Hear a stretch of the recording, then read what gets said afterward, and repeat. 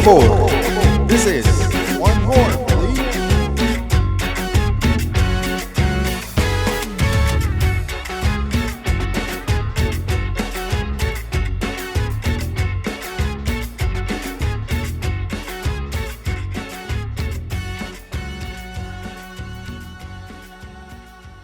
Hello, and welcome to Otra, por favor. Otra, por favor. How are y'all doing today? I'm great, man. I'm excited. Otra, por favor is a podcast where we discuss life, football, culture, in addition to some of the local soccer news. But today we have the wonderful honor and opportunity to highlight the stories of people in Austin that are parts of their community, such integral parts. And for the longest time, we wanted to bring these ladies, these true Verde queens, to this podcast to tell their story and their trajectory. So without further ado, Kaitlin Mauro and Jordan Marden, welcome to the podcast. Thanks, y'all, for letting us be here. For sure. Excited to be here.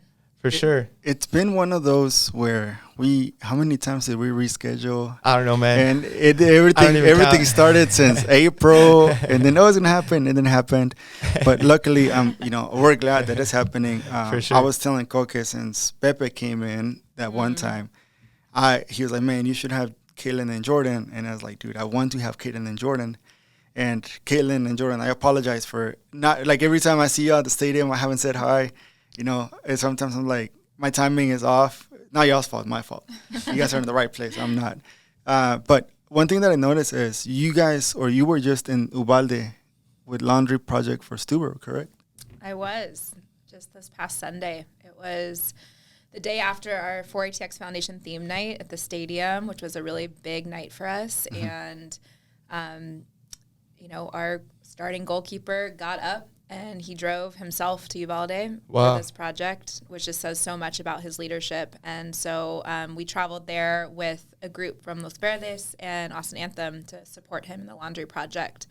And it was powerful. Oh, that's nice. So this is some of the work that 4ATX Foundation is a part of? Or? No, this is actually led by Brad Stuver. Oh, really? So this is something he's done in other markets, and it's a project that's really, near and dear to his heart. Right. And he actually brought it to Austin FC and said, will y'all support this? And we said, of course. So this is it's a other nonprofit called the Laundry Project that Brad has been involved with for years, as well as his wife Ashley. And so we help mobilize volunteers. We help with donations. We volunteer on the day of. This past one, we did a school supplies drive. So we got front office staff members from Austin FC to donate English and Spanish children's books, and then we got a bunch of supplies, and we set up kind of an Austin FC Kids Corner, where families could come and the kids could get soccer balls and Austin FC stickers, but they could also get folders and pencils and highlighters and books. That's fantastic. Anything we can do to help give just a little bit of joy for these kids going back into the school year. That's great stuff. If you don't mind backtracking a little bit, what does the 4ATX Foundation do, and what role do y'all play in that organization? Sure. So 4ATX Foundation is the nonprofit arm of Austin FC, and our mission is to use the power of soccer to build physically, socially, and emotionally healthy communities in Central Texas.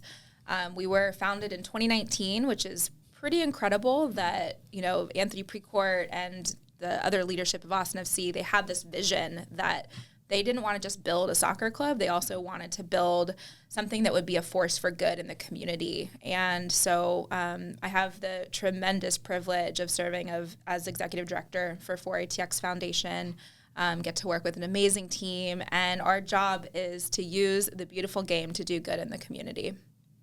That's wonderful. That's good. Jordan? Yeah, so we also do that in a few different ways. So one of them is we get people playing. So just being able to touch a soccer ball and be exposed to the game for the very first time. So we offer programs like free clinics. We do a scholarship program to send them to club and camp programming, and then we also do an equipment drive. So that's kind of the first bucket, right, of just getting people playing, getting that touch point with the game. And then Another part is just having safe places to play, right? It's so important for families in our communities to have a place to play that is not only safe, it's well lit, right? It's a place where families and community can come together and gather. And so we build mini pitches throughout the city. And so I think we have 4 right now, right? Getting ready to break ground on a 5th in a couple of weeks. Wow. A super secret spot. That's awesome. That's incredible stuff. I mean, I grew up on the north side of Houston, Texas, in a pretty much Latino neighborhood, and that was always one of the struggles. Where are we going to play? Where are the lights? Where are the good fields? Absolutely. Not only that, but I have like kind of a bad experience of playing in a middle school. Grantham Middle School is a middle school that I went to, and I used to always go play certain days of the week. And this is something that we'd been doing for years. My group of friends at the time, and one time we got the cops called on us because we were just playing in the school when there was no school in session. And a cop drove onto the field and literally told everybody to go home. And me being like the angsty teenager I was, I slowly was trudging along, and he literally drove towards me like at such high speed, I thought he was going to hit me. And he made an example out of me.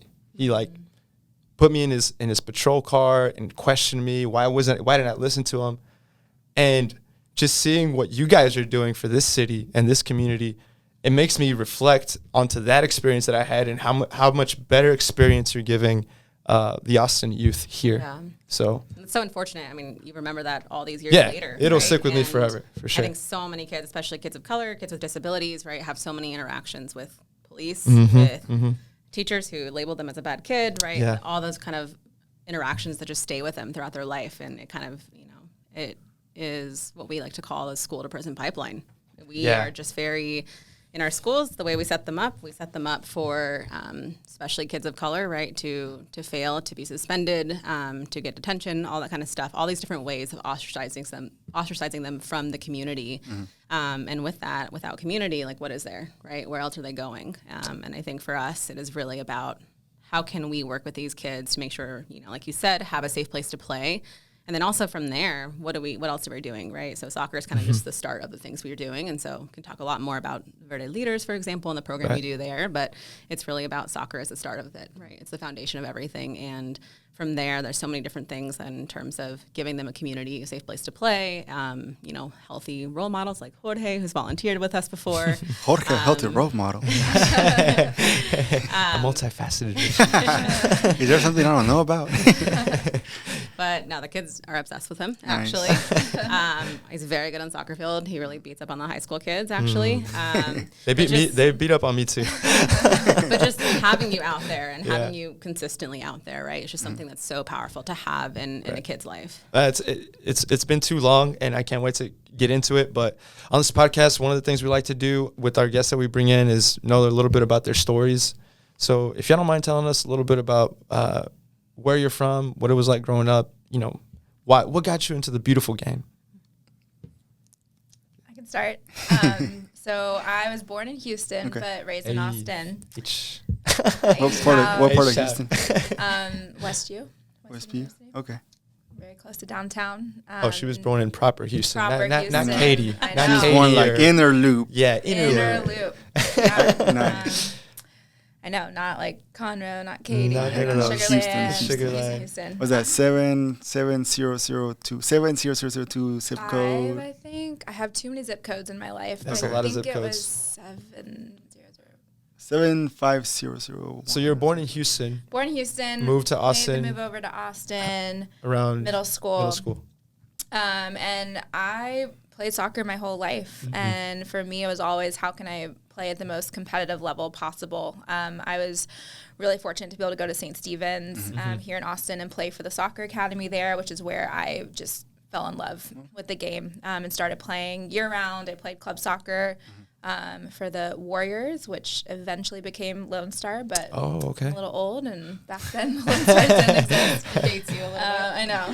My senior year, we became Lone Star, but I played college soccer, and for me, again, it was always, how can I play at the highest level possible? And for me, it was also just a way to make friends. I think I grew up with a lot of privilege. I grew up with a lot of opportunity. And soccer was a way that I met people from all different walks of life, from different countries that, maybe we didn't speak the same language, but you have a ball and that's all it's really. That's a language right there. That's a language, yeah. And I can get into my history of how I started doing this work. But yeah, soccer has always been, very central to my life. And I think just grew up with a family that taught me that, education and opportunity is everything, and education, go as far as you can and then use that to make the community a better place. So I think I'm very fortunate to be able to actually do that work today. And yeah, I never in a million years thought I would be working in soccer. Didn't think we'd have a Major League Soccer team in Austin, but here we are. That's the dream right there. And before we continue with Kaitlin, how about you, Jordan? What's your life like? That's a big question. So I originally grew up in Farmington, New Mexico. Okay. So it's considered a border town off of the Navajo Nation, which is one of the largest reservations in the country. And I myself am full-blooded Navajo. But yeah, grew up in that small town, and it's kind of in the Four Corners area next to Colorado and stuff like that. So did a lot of skiing and things like that, which was great.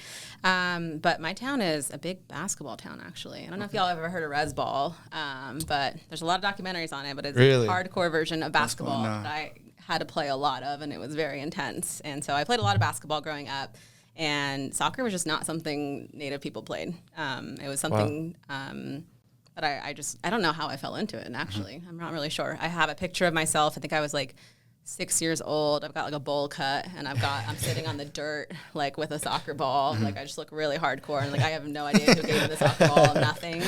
But just kind of fell into it and just loved playing it. And I just remember very distinct experiences playing in high school, just being one of the only people of color playing the game. And which was interesting, but soccer was a sport for people who are more privileged. And I remember doing a lot of things I think the team would do spaghetti dinners the night before, and they would host everyone at everyone's house, right? And we would just go to these beautiful mansions. And I remember just being I really hope they never pick my house, because I would never want anyone here. Because I was just so embarrassed, and so just felt so different from everybody else on that team, and just felt out of place all the time. And that's what soccer felt like for me, which is not what it's supposed to be, right? And certainly not what I want Verde leaders to look like, right? I want it to be inclusive. I want it to be about community, about everyone, just like you're saying, people from all walks of life. And just didn't feel that as much, but just still love to play. And again, I don't know, I fell back into it again, and now I'm here, sitting here, Major League Soccer team,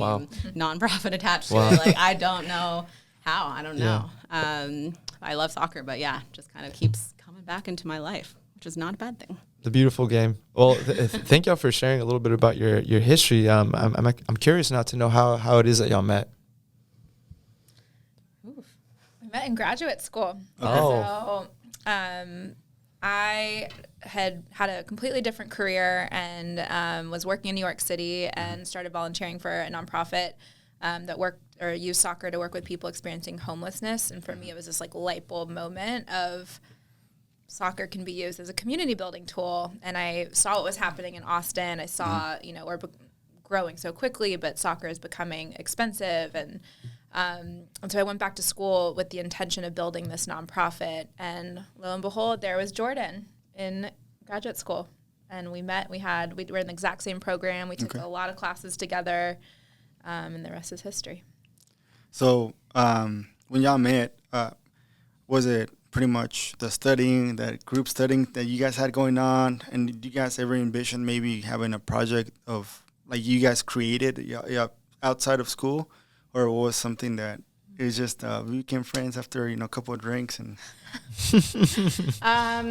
probably that, yes. And also I really distinctly remember we took a class called group counseling, where we sat at a table just like this with a bunch of other women. I think there were 7 of us, and everyone had to facilitate and practice what it was like to counsel a group. So you would get into some very, very deep things with your little group, and I learned so much about Kaitlin and so much about her life and her passions and things like that. And I think just saw a lot of amazing things, and just really got to know each other very closely through there. That's awesome. If we can probably divert a little bit from the notes, because this is a pretty interesting part.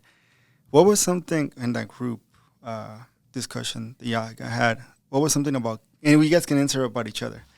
This is where you guys will compliment each other. What is something you saw in Kaitlin that was like, man, she's an awesome person, or someone that I really, really can see myself outside of this four corners or four walls or this room? Yeah. I do kind of remember, I have a horrible memory. We actually both do, so this is very challenging, very taxing work right here. But I do remember working on some kind of project together. I can't remember what it was, and we were kind of just talking about like what we wanted to do after all of this and where we wanted to be. And she was telling me this. She'd already come in with an amazing plan that was upper 90. So just watching someone come in and just knowing exactly what they wanted to do and just all this amazing determination and ambition was amazing to see, especially for me. You know, Kaitlin had a long career before that, and I had come directly from my undergraduate degree. And so I just kind of came into my grad degree and was like, I don't know what I'm doing. I don't know why I'm here. I'm trying to figure that out. And just was a little bit lost. And I feel like Kaitlin was very much an anchor in many ways. Kaitlin. Very sweet. And how about you, Kaitlin? So many things. I mean, I think I was struck, like, I don't think I realized at first that Jordan had come straight out of college, and I was like, I don't know, 10 years out of college, and I was just struck by her maturity and her just courage and just knowing where she comes from and how vastly different. We went to Harvard. It's a very white, privileged place, right? And just knowing, like, how different of an upbringing Jordan had, and how one of the things I distinctly remember in this class is we were working on projects. We were like sharing, I think it was like peer editing projects. And I was just struck at how much better Jordan's work was than mine. Like, it looked better. It was more organized. It was just unbelievable. And I was a little intimidated by you. And I was like, I need to step my game up a little bit. So I definitely have that memory. But I think what's really beautiful is we were friends. Like, I didn't know Jordan played soccer. I didn't know she was moving to Austin. I did probably share about my project, but we were friends. Like, we went to the bars, we hung out. And I think, through time, we realized that she was going to be moving to Austin, and the kind of things just fell into place. And it was the most serendipitous, lucky thing in the world to have a friend and have, someone who had gone through this really intense graduate school experience, and we, just share a lot of the same goals. We love working with youth. We want to make the world a better place. I'm just so grateful for Jordan's leadership, and thank the universe for sending her to me. That's good. That's good. It's a moment. It's a moment. We do a lot of reflection. No, I feel like we were talking about this. We do a lot of just go, and I feel like that's what we've been doing. En Otra, por favor, we do reflections on our guests. No, we do. And that's really helpful for us, honestly. And I feel like the organizations that y'all lead, y'all challenge the kids to reflect a lot. But you guys are constantly, like you said, go. How often do you get the chance to reflect on your trajectory and what brought y'all together in your mission? So thank y'all for not giving up on us. I was like, the doors are always open for 4TX, other leaders. Just keep that in mind. Yeah, it was cool because for me it was kind of funny. I never took it as an offense.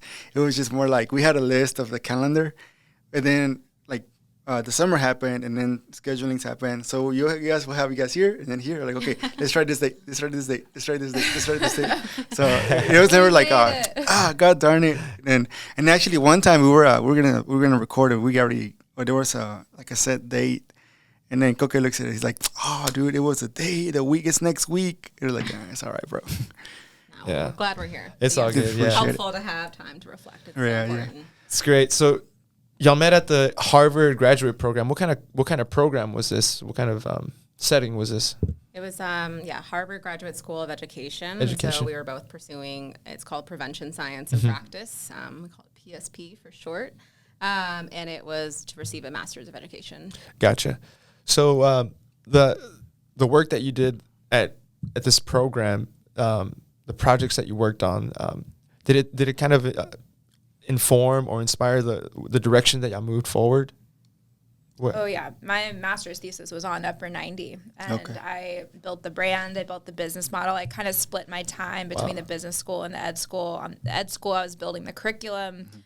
the business school, I was building the business model and making connections with people and getting feedback on pitch decks. And for my final presentation, I presented what eventually a few months later became Upper 90. So that's where it all started. And of course, things have evolved, and but it's a really evidence-based program that comes from research. And I had a field placement as part of the graduate study, and I was practicing some of the things. I was doing circle with students and kind of getting a feel for what works and what doesn't work. And of course, when Jordan comes on board, she adds a whole new element and what can make it even better. But yeah, that's where it all started.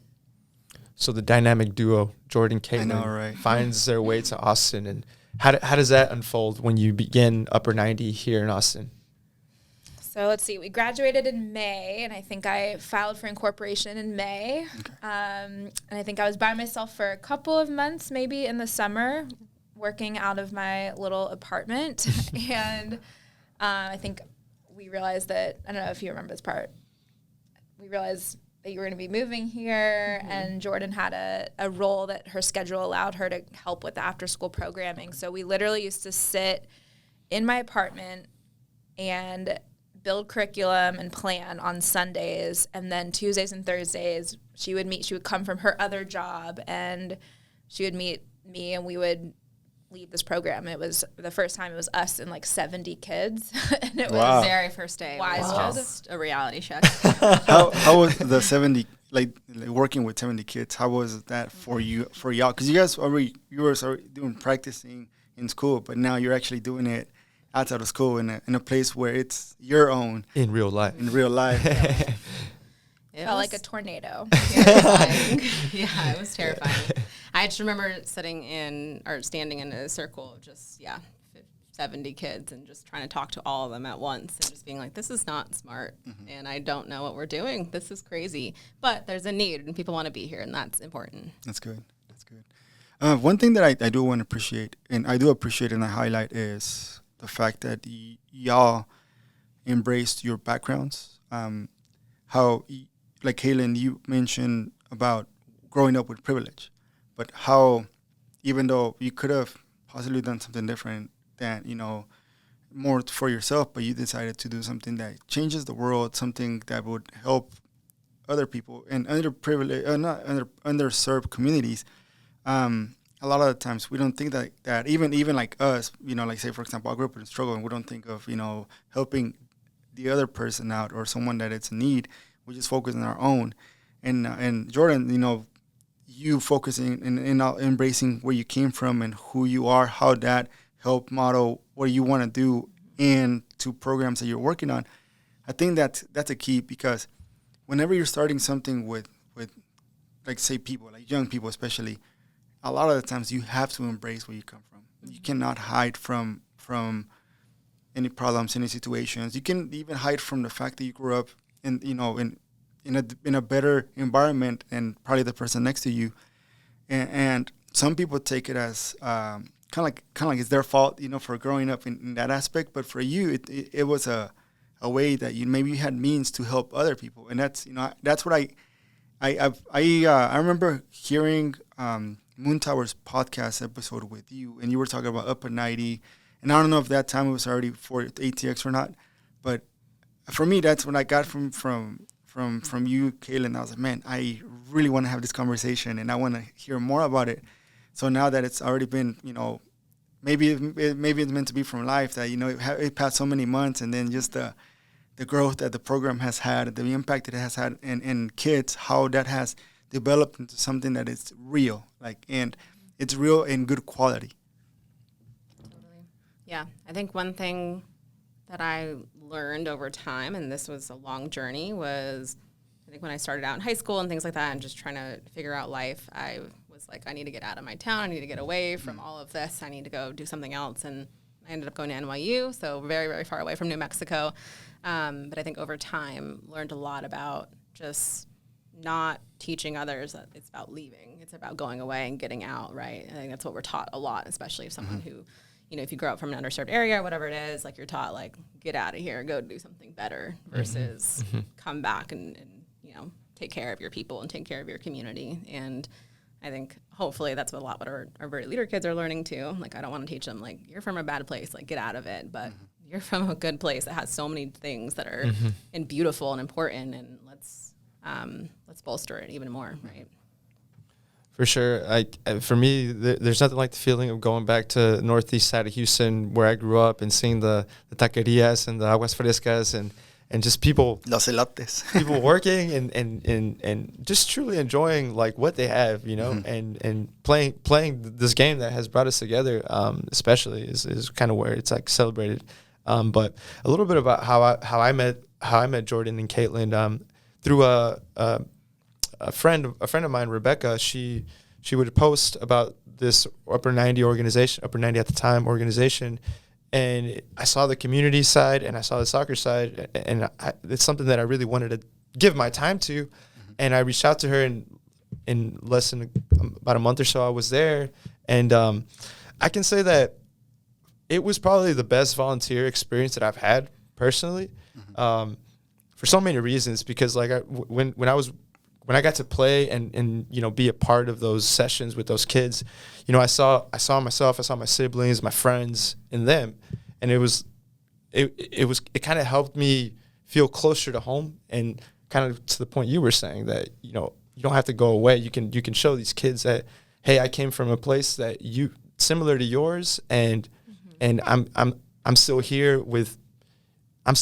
for that community. You know, I'm not going elsewhere. So I appreciate everything that y'all have done and all the growth that you guys have had in such little time. But you know, if y'all could tell us a little bit more about maybe some of those challenges that it was, because you started with 70 kids. It was just the both of y'all.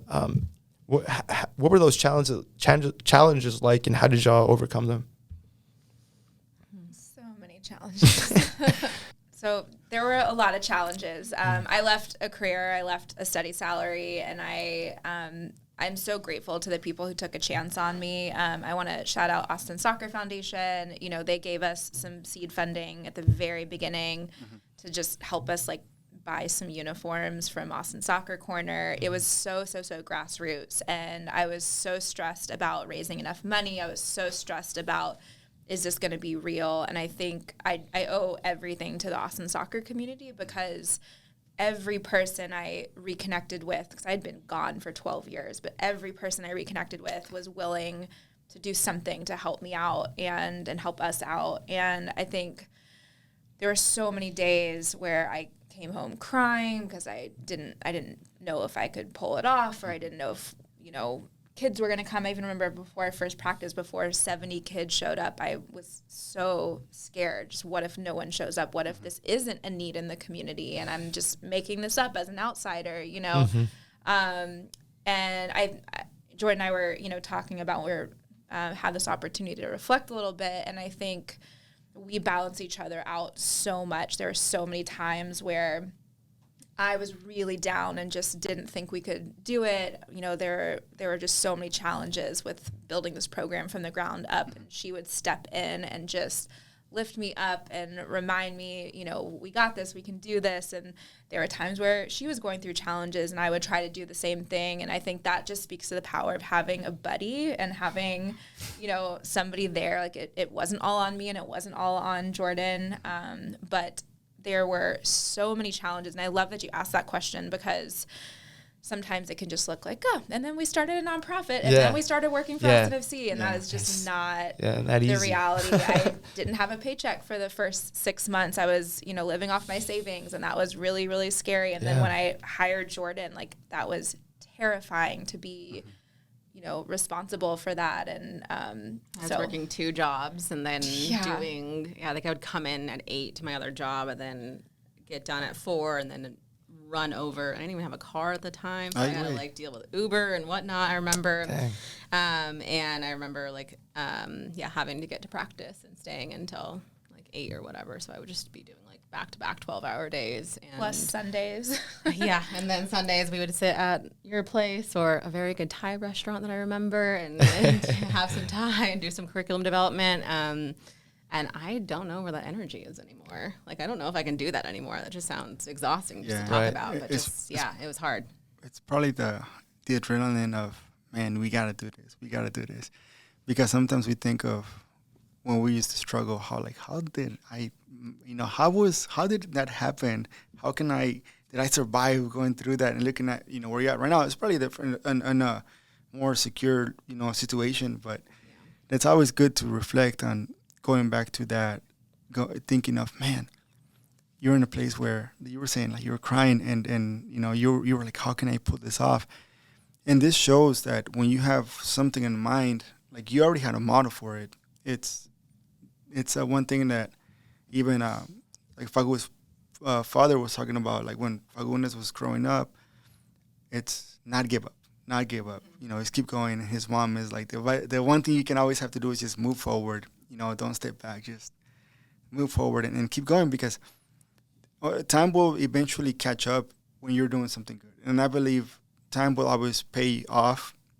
When you're doing something good, it's always going to pay off when you're doing something bad. So you're always going to be finding yourself in a place where, out of nowhere, because someone saw what you were doing and they appreciated that work. Like, you know what? Let me do some funding for you. Let me support you this way, or maybe not financially, but let me help you by networking with this person that might help you get somewhere. And I think that's one thing that we've learned to embrace ourselves in here as well. Right.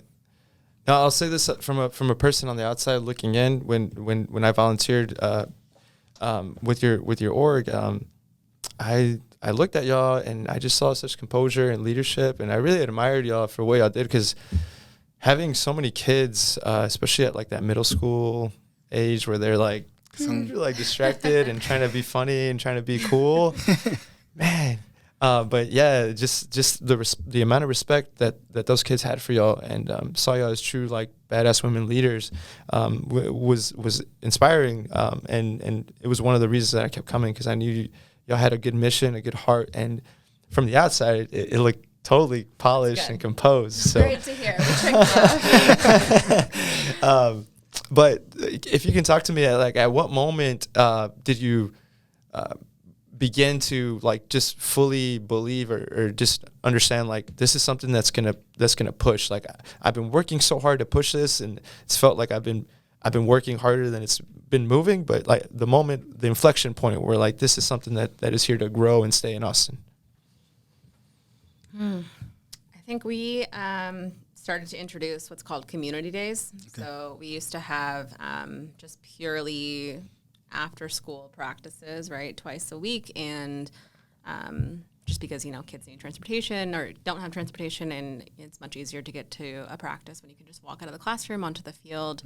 And I think over time, just so many kids were like, what are we doing on the weekends? Like, I want to bring my cousin, I want to bring my friend, and like, they're just, they love this program so much, they want it 24/7. And I think that was just something like, oh my gosh, like just from a kid perspective, they're like, I like this program. That's at the end of the day what's most important, right? If kids don't like this program, like, there's no point. And I think when they started to ask, like, let's do something on the weekends, like, when are we gonna have games? When are we gonna come together? Like, just they wanted to be more and more with us, and so we started to really host more and more community days, and just coming to some of those first ever ones where all their families would drop them off, and really just so important for them to be there. And so many kids from different places, from different neighborhoods, like, who would come together, and just started to see them all come out of the woodworks and just have, again, it's a safe place to play. It's a place that's comfortable and inclusive for them, and just starting to see the success of that, and see that you don't even have to be tied to a school necessarily. Sometimes, like, you can just go out and be in the community, and kids will come. And I think that was just an amazing realization to see, like, this program can work. For sure. That's such a beautiful thing where it always feels like the door is open, like you're willing to include someone, because one of the worst feelings that you can experience is rejection, or that you can't be part of the group, or you're not good enough to play, or you have nothing that you can contribute. But we have a lot of kids who show up in jeans, sneakers, like, it doesn't matter. Just whatever you have, come ball out. Yeah. It's a great time, man. It's a great time. Yeah. What is something, when it comes to like looking up, I know kids look up to y'all, and do you recall someone you look up to as you grew up? It doesn't have to be in a specific time, but it can just be someone that you remember, like, man, this person inspired me to do something. It might not even have to be the same thing, but something, that you feel like you took away from that person, and you kind of embrace that for yourself and model that aspect of that particular person. I think for sure. Yeah. I think for me it was both my parents, just kind of going back to the way I was raised. They just instilled like the value of being connected to your community and giving back, and whatever you have, what can you do with that to make the world a better place? And, you know, like we used to volunteer all the time. And even when I was just very, very little, I think that was just always an ethos that was kind of instilled in me. And so, I didn't know what it was that was going to be in my life, but I knew just from a very young age that I wouldn't be okay if I wasn't doing something to help other people. And I think it would have been very easy for them to just give me this beautiful life and just let me enjoy it. And I did enjoy it, but you know what I mean? Like they just not do anything with it. And they just always, you know, go to school, figure out what your passion is, figure out a way to make the world a better place. So yeah, I am very grateful to them. My dad passed right before we became a part of Austin FC, and I think about that all the time. Like I remember, you know, one of the last conversations we had, he was saying, I wish you would work a little bit less hard, and I wish you had a little bit more coming your way. And I like to think that he maybe knew somehow that we were going to become a part of Austin FC. But I'm just so grateful to him and to my mom for, you know, teaching me the way to be in this world. That's good. Thank you for sharing. Sorry about your father's loss too. Yeah, I think the same for me would be my mom. Yeah, I grew up a lot just with her, and she had me, I think, when she was like 17, 18 years old. So she had me, and then decided to go back to school and, you know, make sure to get her degree. Okay. And I think she was working at Clinique at the time, so I have a lot of strange knowledge of Clinique and hanging out at the makeup counter. And just watching her, I think the school was like 45 minutes away, so she would work all day. She would take care of me. She would go to classes, and as she got her degree and eventually started teaching. And education just, you know, through and through was so important to my family. And so she started teaching, and she eventually started working at the community college as a professor, and then just recently went back to get her PhD, which she's going to be finishing up very soon. Wow. She is just like one of the most amazing, resilient women I've ever seen in my life. And I get the privilege of getting to hang out with her and learn from her. And she still never stops pushing me. So nice. I hope she's hearing this right now, because she pushes me all the time. Shout out she's Jordan. Like, you graduated Jordan's from Harvard. Mom. Like, what else? What's going keep on? going. What's Keep going. Doesn't stop there. So she's just always pushing me, and also she like shows me up. Like, she's getting a PhD right now, so I'm like, oh my gosh, I need to do something now. But like, she doesn't just say like, go get your education, whatever. Like, she does it, right? She leads by example. She leads by example. Yeah. So education, community, family, those things, you know, very much inspired y'all, informed y'all. How is it that if you can give our audience a little bit of knowledge on how that falls into Verde Leaders, because it's not only a soccer organization where you go play, it's something more than that, right? Yeah, so Verde Leaders is a positive youth development program. It combines soccer with restorative practices, mindfulness, social emotional learning, and so a lot of really cool, innovative educational techniques. And, you know, one of the big ones, the hallmarks of it, is restorative practices, which I think is something that you just are not going to see a lot combined with soccer. Like, I just can't go and Google soccer restorative practices and see what comes up. And it's really something really innovative that, you know, we were learning a lot about and thinking a lot about at Harvard, and wanted to bring that to the soccer field. And so the way I see restorative practices, it's really an indigenous philosophy and framework and approach to how we think about relationships and people, and community and harm, right? And how we just are in relation with each other. And I think, you know, we move so quickly so many times in life, and we kind of forget just each other and our stories and how important they are. And restorative practices is really about reminding us, like, hey, you're a person, I'm a person, like, we need to have more empathy, more kindness, right, in the world. And by doing so, it ends up preventing a lot of things, a lot of problems that we see, right, in the world right now by just, again, acknowledging the humanity of each other. And so we do that a lot through what's called Team Circle. And so Team Circle is like we sit down in a circle and we pass around a talking piece. And so everyone gets the chance to speak. And it's really great because I think, like, for myself, I'm a kind of introverted person. I'm kind of like trying to pop into a conversation and, you know, you've got this talking piece and it's so much power. You get to hold it and you get to talk and you're the one person who gets to speak. And for a kid, like, imagine if you don't go a day throughout the day when anyone asking you a question about how you are and you get that talking piece in your hand and you just get to talk about who you are and your story and where you come from and challenges you're facing.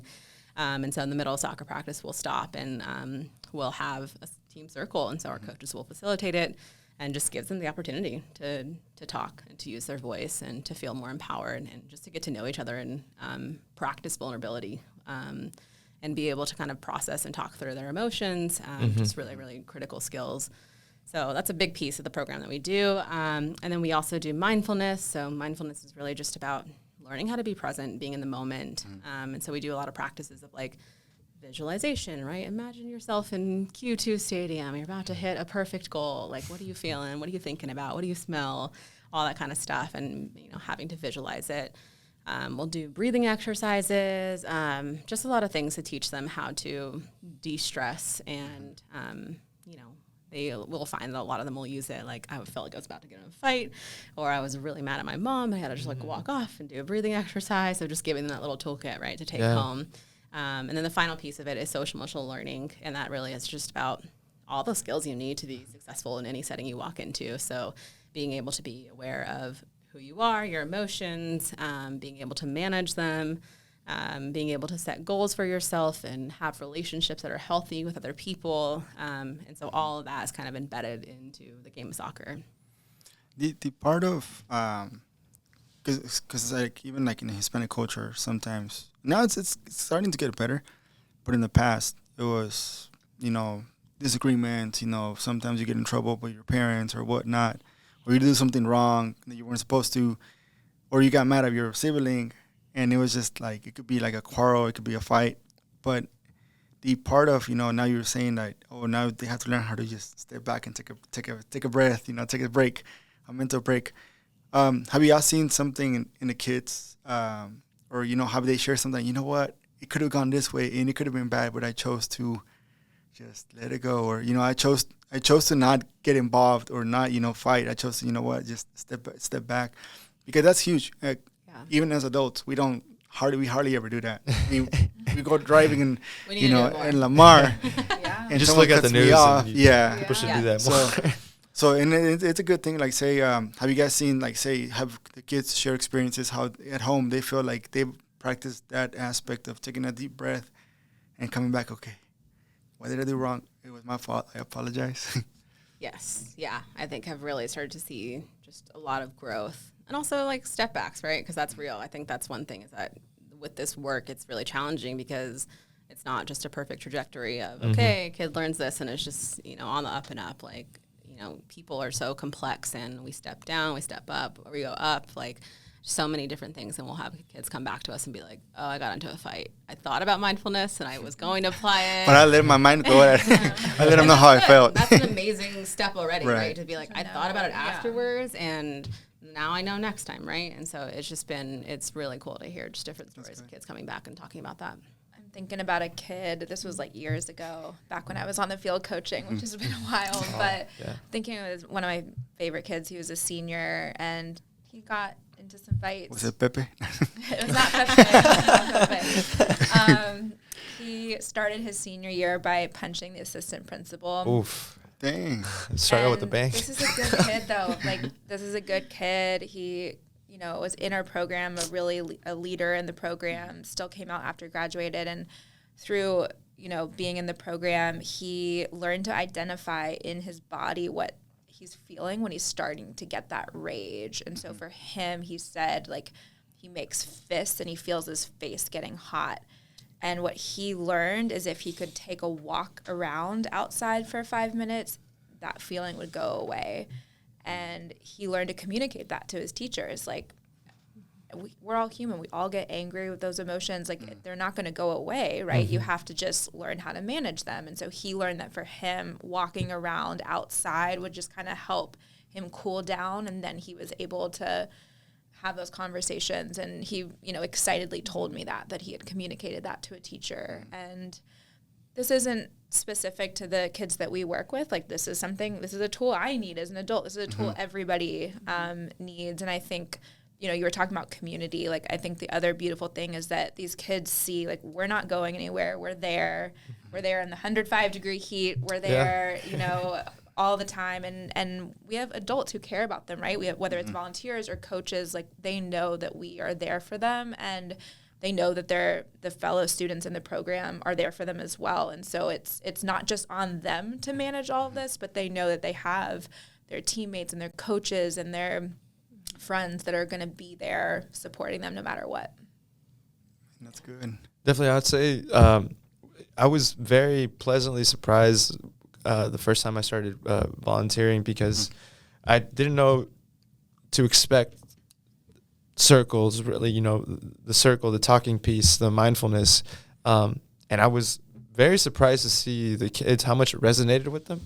Because in my head, I'm thinking, we're playing the game that they love and we're pausing and they're actually coming and sitting around and sharing and being vulnerable.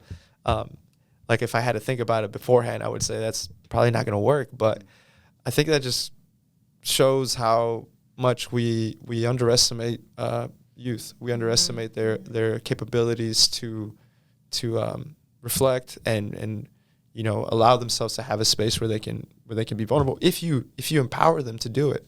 Yes. So that's what I discovered to be what I enjoyed the most of that program, having those moments to sit down and just listen and hear them out and then share something of myself in a very safe space. So that was really special. And also at the end, after every practice, you would have a moment of kudos. I forget the terminology I had. Praise a player. Praise a player.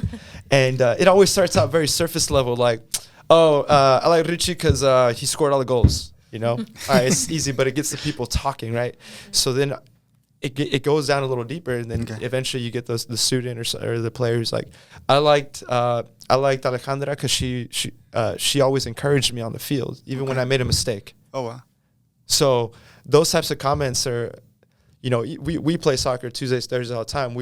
Most of the time we talk mess about each other, but, but we how much better our youth for like giving themselves that moment of praise, and it builds people up, it builds their confidence up, and it's just something truly special about your organization and innovative. So yeah, I think it's so important, like you said, to empower youth to do that for each other.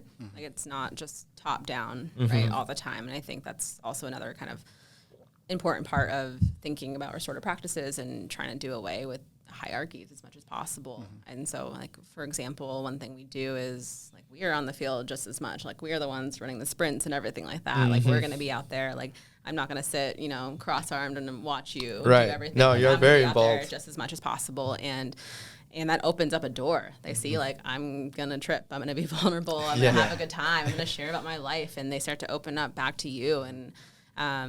And yeah, just the same thing of them also feeling empowered enough to say, I'm going to speak up and say, hey, I saw this. I saw you do that, right? It doesn't have to be just from the coach. It can be from each other. And I think that's so powerful. And it's an important social emotional skill to learn. Hey, let me pick up my head and look at, I notice this is going on the field, and let me speak up and praise someone. The first time we ever do it, they're like, I'm not saying anything. I don't know your name. And they'll say, I don't know your name. And I'm like, awesome. And then they're like, oh my gosh, I guess I could do that. And so just teaching them those skills and teaching them the ability to kind of use your voice. It's important. And it's been also awesome to see, like, students that maybe were in middle school going into high school and the leaders that they become, because I volunteered like years ago, and I've kind of been intermittent every now and then, and I've just seen them grow into such like true leaders and like confident and capable young adults.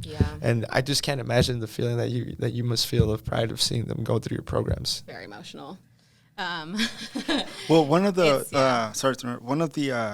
one of your students was actually doing the heartbeat on Saturday. Oh yeah. And I missed it. I was it was one of our friends' birthday, and I'm usually so my goal sometimes is to do the picture of the person doing the heartbeat, and next to Kurt. So I'm like, man, I should have been there because it would have been a good picture to share with y'all. But next And time. I actually remember her quite a bit because Yes. when I would volunteer, she was there, and I remember specifically on Praise the Player, like I would always praise her because I used to call her La Capi, Oh, really? the captain, because she played Yeah. like a leader, like no matter her size or the fact that she was playing with other boys that maybe were a little bit stronger or quicker, but she was truly capable on the football field. But it's now extra awesome to see her do things off the field and getting that recognition. It's been amazing. Yeah, she got a scholarship from Austin Soccer Foundation. Wow. And now she's going to be going to St. Edward's and going to be playing Playing there. soccer? And Yeah. she's like, I also want to coach with you guys. Nice. Like, I want to Wow. get back. And so it's just She's been amazing. Yeah, it's been really amazing to watch her. And I think that's one of the biggest points of the foundation is to have that lifelong impact. Like, this is not a one-time thing. Like, we have so many different programs that are about that kind of pipeline of being with us from, it starts with a soccer ball on the field and it can end up you sitting right here in this chair, right?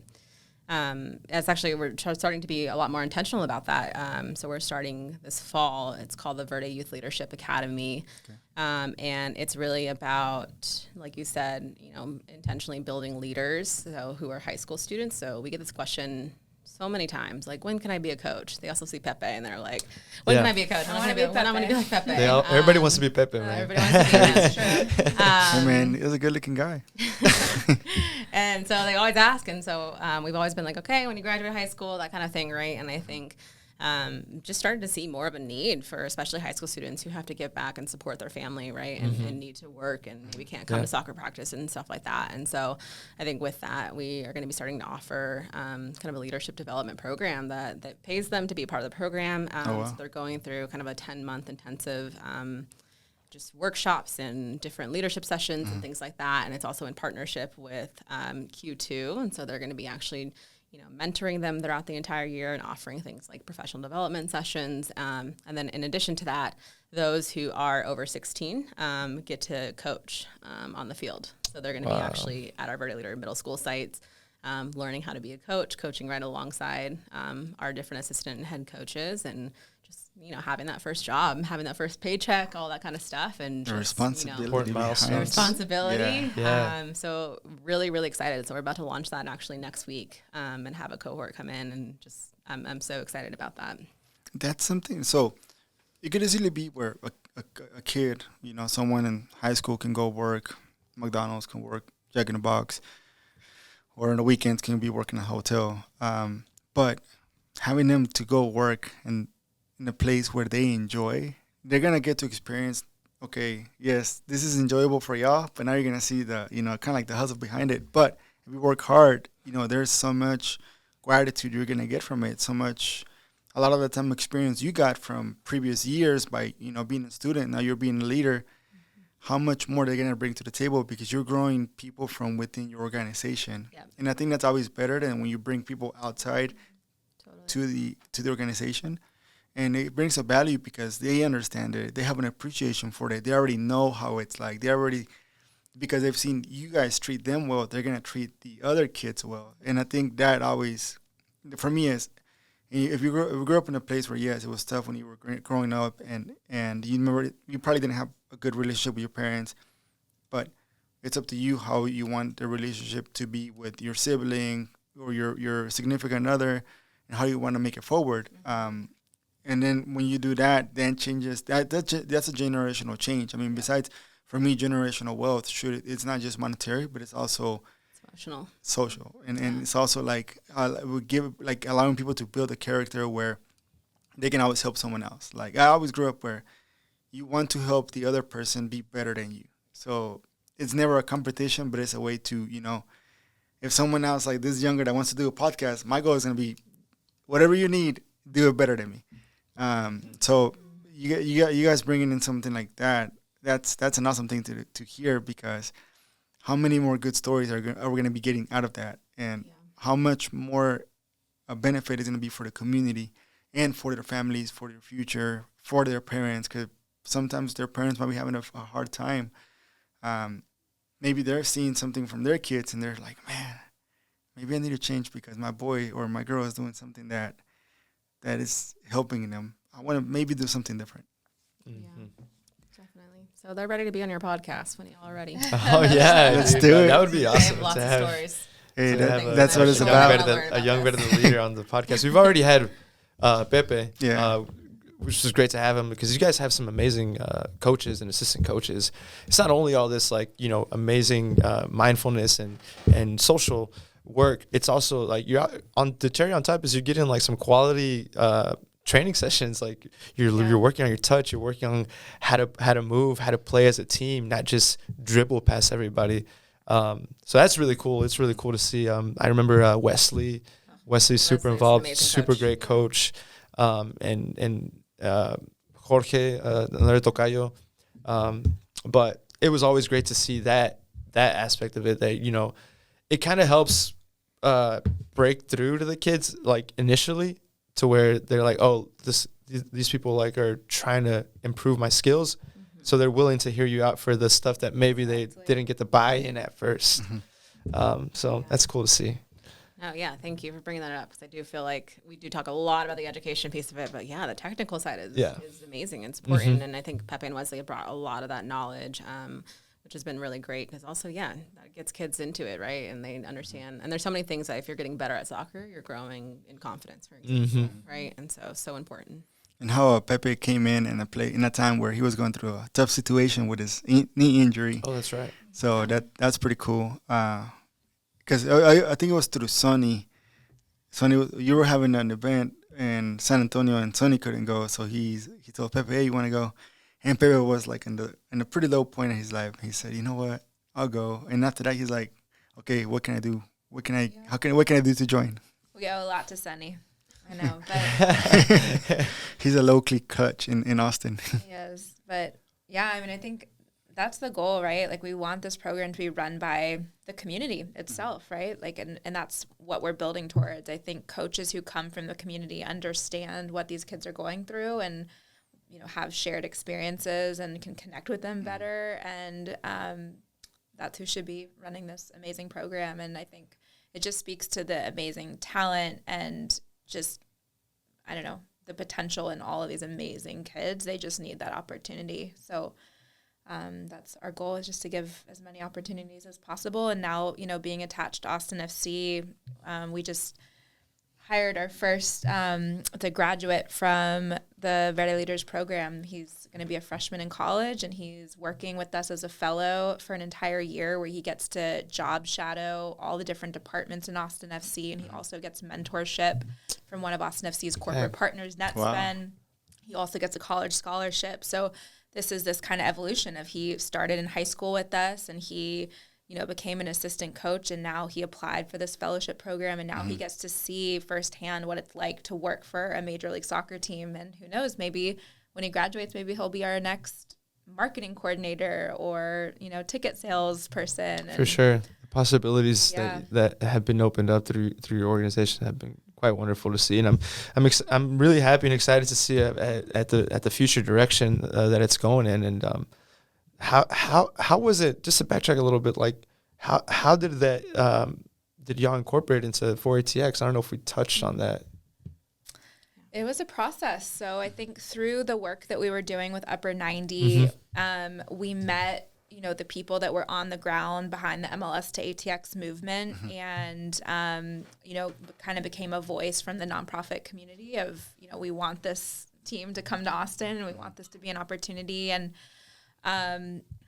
through that, I started getting invited to some of the events and started to meet, whether it was Anthony Precourt or Andy Lockney and the president of the club. And, at one point, Austin FC gave a $20,000 grant to Upper 90, which was, you asked about when was the moment that you realized that there have been many of them, but that was certainly one of them. Like, okay, Major League Soccer apparently believes in what we're doing. And just through those kind of touch points, just started having conversations with Andy and Anthony, and really just started to see that Anthony had this vision for what this club was going to be and, wanted it to be a force for good in the community, and saw that overlap with the work that we were doing with Upper 90. And over the course of a year and, lots of different conversations, we kind of just realized that we're working towards the same goal. So let's bring the program over. Let's bring the Upper 90 team over.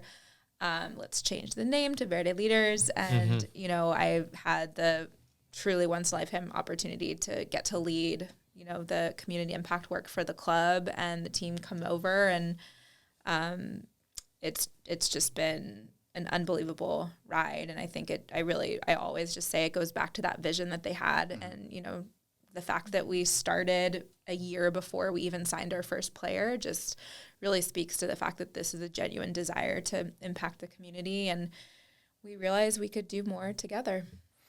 Because, a soccer team, a lot of times we think of the players, we think of the coach, and we sometimes forget the organizations outside of it. And then for ATX, I started seeing more and more involvement like in the team. And that's good because when the team came around, my point of view and the way I look at it is as being part of the supporter sections is how everything was built through the community. Everything around there, it's done through people that are here, present. Like there's not a part-timer person that has a bigger name that comes every once in a while to come check in, say hi and bye.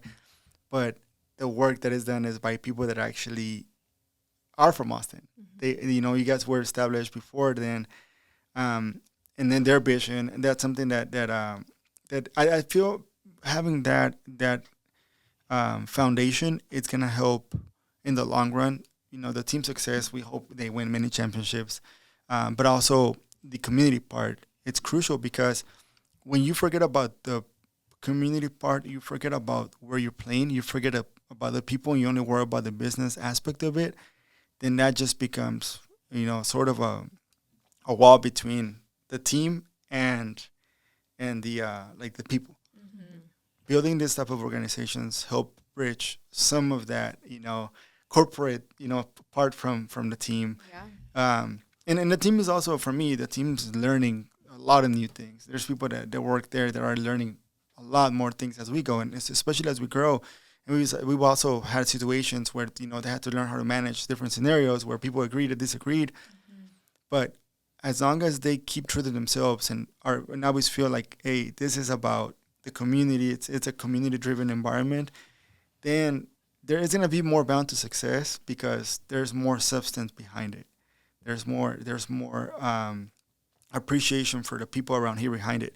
Now, however, can you talk to the pre-record and bring a Mexican player here? Because that's one of Richie's gripes. Which this is one thing. I mean, we talk about the Austin FC side, the soccer side here, and of course we want championships, and of course we want success, and obviously that would have helped throughout its whole organizations. But I'll say this: like a team can win a championship or whatever, and that happens, and it gets notched in history, but the work that y'all do, I see such a huge value because it's truly lasting. It goes forever because it's not only to that student that's there, it's also to their family, to their siblings, and what they pass down to them, and then who they become as adults in this day-to-day society. Going into the workplace, going into that first job. So how can people volunteer? Can we also find it somewhere online? Yeah, so it's actually on the website. So we're going to be starting that back up soon, right? Because the school year is going to be starting back up, and our programs start after Labor Day. So always looking for people to come out and just, again, give back in any free time that they have. And like Jorge has said, just have a good time, connect with kids, be a positive role model for them. And yeah, if you actually go to our website on 4atxfoundation.org. That's a great way people can volunteer. And then we'll also have some other opportunities coming out later this fall. So if you fill out that form and just they ask you questions of, what it is that you like doing, and we'll find a volunteer opportunity for you. Nice. So even if you don't play soccer, there's opportunities. There's ways Totally. to give Yeah. back. Absolutely. The final thing I was going to say, too, is we do a 50-50 raffle during match day. So if you check us out, I think it's by section 135, I believe it is. Near the Pluckers is all I remember. Near the Pluckers. Near the Okay. Pluckers. But near the Pluckers, you'll see, and then all throughout the stadium. But Pluckers is kind of our home base. And we sell 50-50 raffle tickets. So if you ever want to get a chance to win half the pot, and the other half of the pot comes back to benefit 4DX Foundation. That's great. That's great. We'll make sure to include all that in our show notes and rally our friends and troops to donate. What is something like your favorite moments from, let's say, like when you joined Austin FC? What is something that like you enjoy? Like, say, in a game, it could be in a game, it could be a gathering, an event where it could be one. I know they have a soccer gala or they have the 4ATX Foundation gala. What is something you feel like, man, this is one of my favorite moments from when we became part of Austin FC? I think one of them would be just in May. We actually got the opportunity to hold an exhibition match at Q2 Stadium, and actually Lamurga was there as well. I got to cheer on our kids, and so they got to do the whole walkout and everything like that. Wow. They got to warm up and then do a walkout. They did the starting 11 photo, and then actually got to play and then have Lamurga play, in the background and just really feel like they are an Austin FC player. And I think that was just an amazing moment. I think just almost have no words for it. I think it would make me very emotional to see them actually walk out and just think about where we came from and where we started, and to see these kids have this opportunity was just amazing. I think definitely we have a lot of kids that continue to ask us, when am I going to play? When are they going to have their pro experience? And like stepping up their game. Yeah, for sure. Every time they score, they'll be like, Jordan. Kaitlin. They're practicing their celebrations because the kids now, they do the dances, man. They have the TikTok dances ready. Yeah, man, it's above my level for sure. I could just do a little cumbia here and there, but I don't do nothing, man. I'm like a tube that moves. I've seen you move, Richie. I've seen you move sometimes. No, that's awesome. No, we forgot Kaitlin. I was gonna say I have to share mine. Yeah, please. Sorry. I got distracted. Apologies. I missed that match because I had COVID, so I'm very sad about that. But for me, it was 100% our first 4ATX Foundation Gala. It's called A Night in Verde. It's at Q2 Stadium. It's amazing. The entire Austin FC team attends. All the executives from Austin FC attend, and all of our amazing supporters. And one of my favorite students ever, his name is Miguel. He graduated from the program a few years ago. We invited him to come back and speak and just share his story about being in the program. And I mean, y'all, standing up in front of, like, imagine the Lexus Club at QT Stadium, standing up in front of 300 people, and the lights are on you, and 28 of the top soccer players in the country or world are watching you, and that's scary for anybody. And this amazing young man stood up and just told his story, and I was bawling. And when he finished, the entire room stood up. Wow. And he got a standing ovation from every single person. And after the event, 6 or 7 of our players were coming up to me, and I want to meet Miguel. They were saying, if you ever want to talk, here's my jersey. If you want, I want to, support people like that. And I was so proud of Miguel, and I was also it was such an incredible moment to see the players embrace him and see everybody in that room, recognize what an amazing young person this is. And these are the people we have the privilege of getting to work with every single day. Man, incredible. No, I've gotten the chance to meet Miguel, man. Yeah. What a wonderful young man, and it's so nice to hear that he's getting his flowers and recognition. You know what I mean? And I can't imagine what confidence that's built in him, and helped his future out a little bit. Was Miguel how his background? Like, how was it before when he started in the program? So he joined the program. He was one of our first community students. So Jordan was speaking earlier about how we ran these after school programs that were at schools, but then we started hearing about kids, cousins, and neighbors, wanting to join. And he was one of the very first ones that didn't go to a school. He went to LBJ, which was a school that we weren't at the time. And I always tell him, the day he showed up, he changed the program because he was a little bit older. He was just a leader, and the younger kids looked up to him, and he's very cool. He's the coolest. And, you talk about, the soccer being the honey that gets the kids bought in. For whatever reason, Miguel was just bought in. Like he did mindfulness. He shared in circle. He just, from the moment he joined, he was a leader, and really, I think had such a hand in starting this cycle of like young kids looking up and seeing what they could be.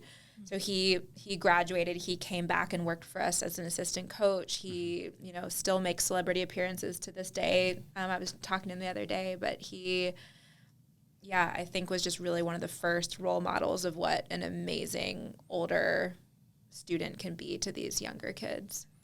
Man, that's cool. I just, that moment itself, like it could go for maybe, it was a program where he come in, he's not part of the school. His friend and cousin like, hey, you want to come? He's kind of like, I guess. Play soccer, I'm down. When he saw that and how that saying yes to that moment led to him sharing in a room full of 300 people dressed up like in tuxedos and dresses. That's a life-changing moment for the good. And I hope he's doing well, whatever Miguel's at. And hopefully one day, he wants to come share his story. It would be pretty cool too. Yeah, we're super interested at opening the doors to better the leaders, anybody, especially y'all pitched the idea of bringing some of your younger members. We would be happy to have them on the podcast, talk about soccer, just talk about their lives or whatever they're willing to share. But it'd be a great thing, and we look forward to continue to have this little bit of a partnership and see how we can also be a part of this like movement that you guys have started. Thank y'all so much for being on the podcast. It's been an incredible episode. I'm so happy it finally happened. And I don't know do you have anything else to add or anything that maybe we didn't touch on? Or you guys have any question for us without putting you on the spot? I think one program I actually didn't talk a lot about, which is kind of interesting, and something a little bit more innovative, is we run a program with Austin FC Academy. So we actually work with these amazing elite players, and we do restorative circles with them weekly, and we're about to start that again. That's we're right. in our, I think, third year of actually doing that, and just the privilege of working with these young men who are amazing soccer players, and just helping them become good people, good citizens, right, and learning to give back to this community and stuff like that. And also we know that they're in an intense environment. It's very high pressure, right, and there's a lot of stress that can come with that. And so just teaching them about how to manage that stress, how to handle a high pressure environment, how to think about and process their emotions. I think this is just something that you're not really seeing a lot across elite soccer in general.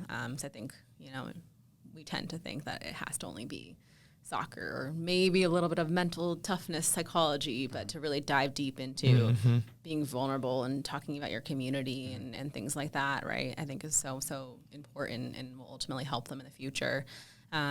Just something innovative that we're really trying and have been working on for the past few years, and just a program that I'm just so excited to launch again.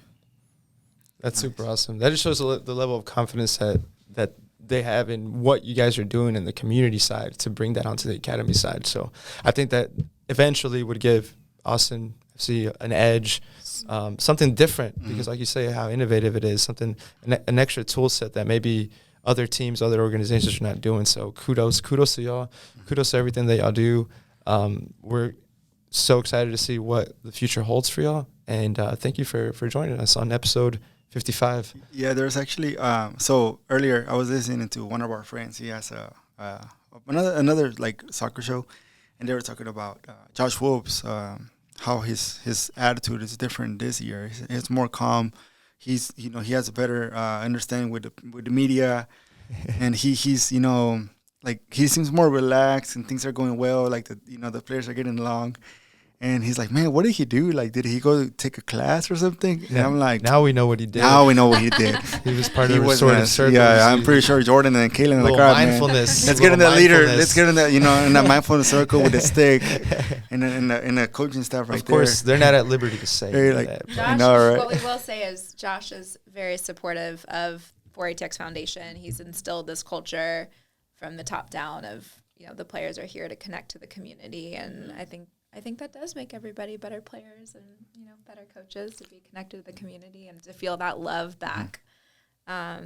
But yeah, really, thank you all so much for the opportunity to just share a little bit about the work we're doing. And if anybody's listening to this and anything resonated with you, like none of this works without the soccer community. So For sure. reach out. We want to hear from you. We'd love to get you involved. We want to keep building out this community. You don't have to be a coach to be involved. So, if any of this resonated, let us know and get in touch. Awesome. Thank you. Koke, do you have anything else? No, sir. I think this is awesome. A lot of good information, and we'll for sure get it out. Thank you for coming. I appreciate it. And my dream was always to, whenever I was thinking about this podcast, is to bring people that talk about community, life, and football. 4ATX touches all three sides. Literally, yeah, y'all hit all of our main core values. So this is perfect. If any of y'all enjoyed this episode, please share it with a friend or family or whoever. We really appreciate everyone for listening to episode 55, and we hope to continue to have y'all and bring y'all more amazing stories such as Jordan and Kaitlin's story for ATX and Better Than Leaders. Se cuidan, se portan bien y adiós.